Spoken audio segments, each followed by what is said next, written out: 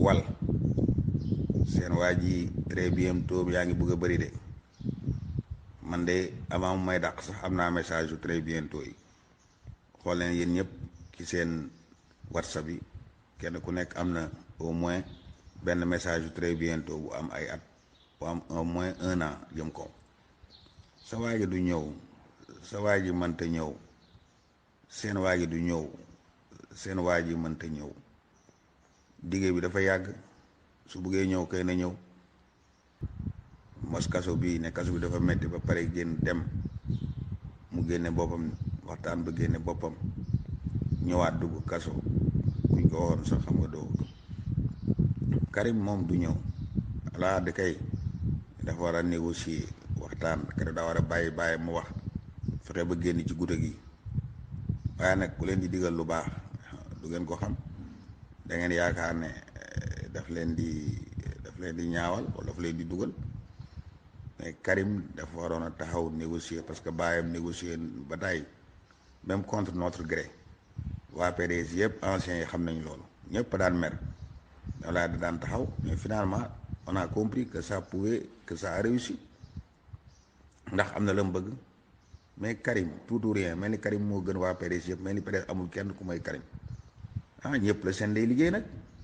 ñëpp la seen day liggéey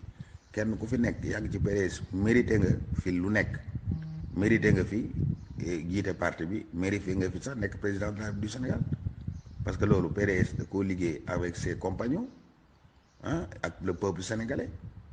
mérité nga ko mais buñ ne benn nit rek la benn nit bi su kalee mënta dem nañu seet keneen mu dem àdduna bi yàlla def fi dara muy benn lu fi yàlla def rek da koo def par couple su lii mënta dem ñu leneen ñu remplacer ko mu dem àdduna bi noonu la waaw léegi nag Karim mënta dem du ngeen ko remplacer teg keneen su kooku jekkee su Karim amee mën a ñëw mu ñëwaat Karim xale la mais ngeen bugg tey rek tey Karim tey su dul Karim du nekk keneen mais xam ngeen ne loolu ce n'est pas raisonnable te Karim du ñëw da ngeen di nax seen bopp rek man ñi ma ci gën a yërëm rek mooy la génération perdante nga xam ne depuis 2011 a ngi nii seen yaakaar tas parce que ils sont arrivés au moment où lañ war a dugg ci àdduna war a am liggéey ba léegi ñu ngi takk amuñu liggéey amuñu dara duñu fexe ba am liggéey ba jekk comme tout le monde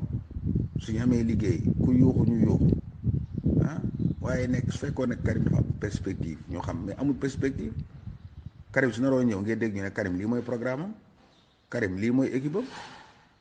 mais moom yoonam mi ngi ci lu ko neex yéen a ngi sonn am na ñoo xam ne suñu añee duñu reer am na ñoo xam ne 100 francs WhatsApp bi mënuñu ko am moom mu nekk ci lu ko neex yéen ngeen naan dina ñëw hypothéquer seen avenir te amul issue ñun bi ñu topp laa de amoon na issue parce que xamoon nañ ne Ablaye Wade am na lu mu bëgg Ablaye Wade am na équipe Ablaye Wade nit ñi topp nañ ko Ablaye Wade dañ naan wax ak moom tous les jours mais fii kenn du wax ak moom kenn du ko dégg ñu ngi ci lu ko neex ngeen bëgg ne yéen Karim ba hypothéquer seen njaboot surtout xale yi ndeysaan du ñu liggéey suñu xëyee ak du ñu am moyen ñu ngi fi jàng ba ne ar nekk ci parti bi amuñu liggéey amuñu dara di topp koo xam ne leeral la kii moom su doon ñëw ba léegi ñëw na waaw su doon day wax ak pël bi sax ci rajo yeeg journaux yi nga xam mais kii waxut ak kenn mi ngi ci lim nekk li ko teree wax tere koo ñëw tere koo dem France xam ngeen ne waaye loolu am na lu nekk ci biir